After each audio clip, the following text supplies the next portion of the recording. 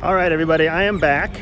The good news is that I just tested negative for COVID-19. So there is some positive news to start this whole thing off. I am very excited that at least as of 4 days ago or 3 days ago or whenever that test came through, that I was currently coronavirus free.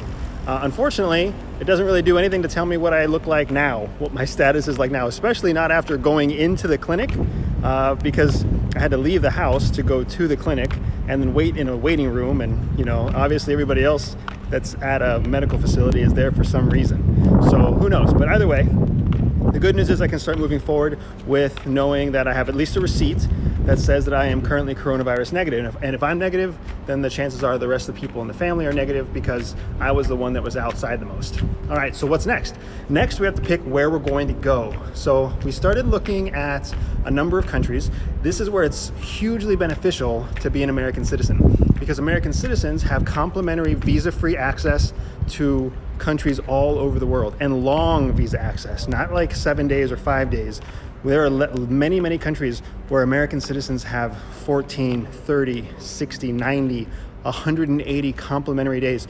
In the country of Albania, if you are an American passport holder, you can go to Albania visa-free for a year, 365 days. So there's lots of benefits to being an American passport holder. But in our family, we have a Filipina nanny that we plan to take with us. So it makes things a little bit more complicated because now we have to find a country that not only allows us to come in on a long-term visa, but also allows our nanny to come in on a long-term visa. So that's a complication for us that I get to share with you, but hopefully it's not anything that you would have to worry about if you're looking at going abroad. So we started making a big list of all the countries where we want to go, cross-referencing that against which countries have some kind of strong visa waiver or a strong visa incentive for Americans. And then we also cross-reference that against countries that are on both of those lists, but also allow long-term visas for Filipinos.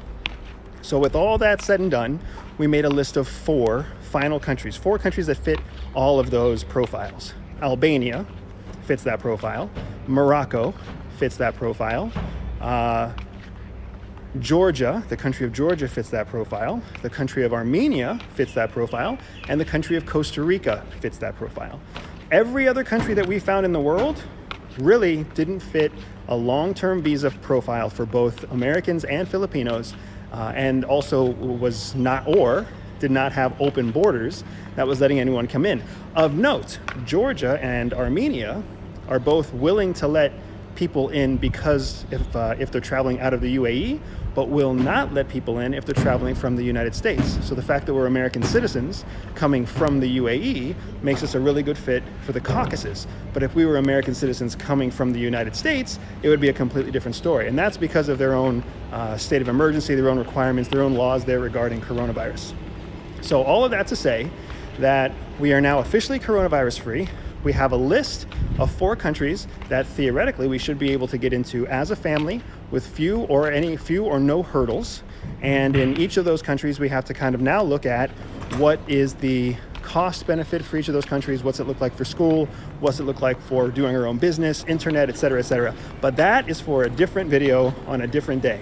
But today I am celebrating. It's week 2 of our relocation process. I don't have coronavirus that I know of yet. The rest of the family is healthy, and we have 4 very, very viable options for where we're going to go next in the world.